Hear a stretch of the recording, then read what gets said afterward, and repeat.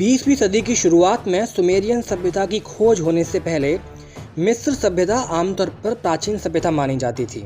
मिस्र सभ्यता की अनेक विशेषताएं तकरीबन 3000 साल तक बनी रहीं। यहूदी, ईसाई और इस्लामी धर्म ग्रंथ मिस्र और वहाँ के राजाओं की चर्चा से अटे पड़े हैं।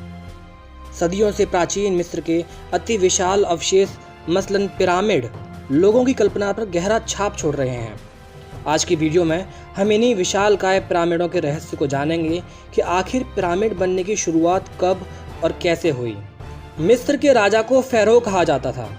उसकी मृत्यु के बाद उसको दफन करने के लिए विशाल स्मारकों के निर्माण की परंपरा तीसरे राजवंश के काल में जोसर के सीढ़ीदार पिरामिड के निर्माण के साथ शुरू हुई। जोसर तीसरे राजवंश का संस्थापक था।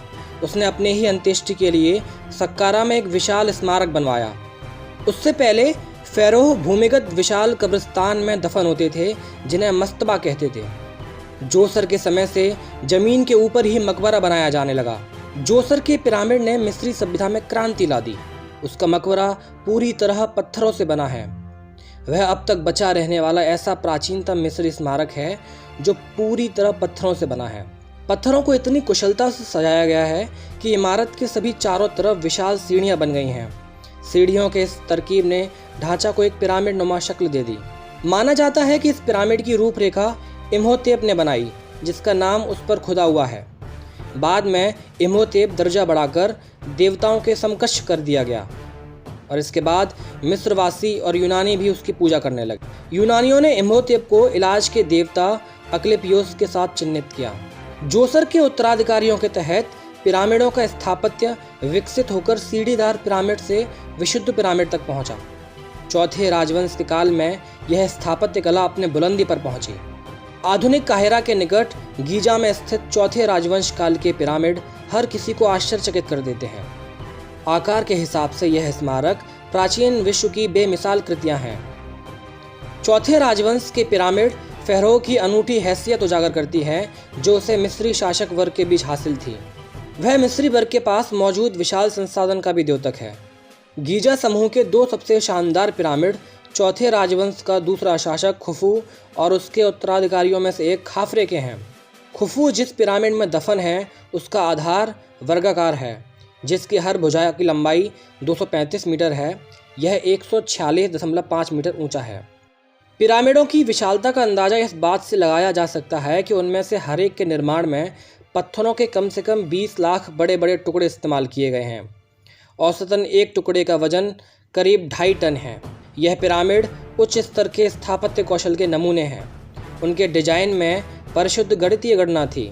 यह महज सौंदर्य बोध का मामला नहीं था और इस परिशुद्धता के बगैर स्थापत्य की दृष्टि से इमारत का निर्माण संभव नहीं था।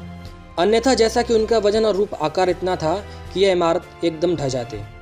यह आकलन किया गया है कि हर एक पिरामिड के निर्माण में एक साथ कम से कम 10,000 लोगों के श्रम की जरूरत पड़ी होगी। मजदूरों को पिरामिड के निर्माण के लिए तब तलब किया जाता था जब खेत नील नदी के पानी में डूबे होते और कृषि से संबंधित कोई कामकाज नहीं चल सकता था। निर्माण कार्य कई मौसमों के बीच फैले होते। कुछ इतिहासकारों की राय है कि पिरामिड निर्माण में जबरिया श्रम नहीं लगा था, बल्कि वह ढीले मौसम में किसानों को रोजी रोटी मुहैया कराने का तरीका था। बहरहाल इस कार्य के लिए जरूर कठोर श्रम को देखते हुए मजदूरों को गोलबंद करने में जोर जबरदस्ती जरूर की गई होगी।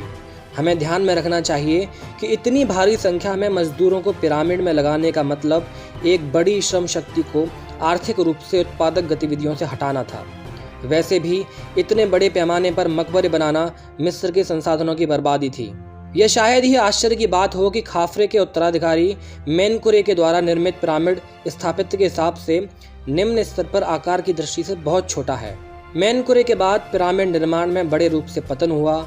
चौथे राजवंश के बाद एक लंबे अरसे तक मिस्री अर्थव्यवस्था स्मारकों की इस तरह की फिजूल खर्ची बर्दाश्त नहीं कर सकती थी और बाद के काल के कुछ प्रमुख राजवंशों ने विशाल मकबरे बनवाए, लेकिन उनका स्वरूप बहुत भिन्न था और अब राजाओं की विशालकाय प्रतिमा बनाने पर जोर चला गया।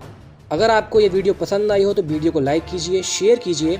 अगर अभी तक आपने चैनल को सब्सक्राइब नहीं किया है तो चैनल को ज़रूर सब्सक्राइब करें।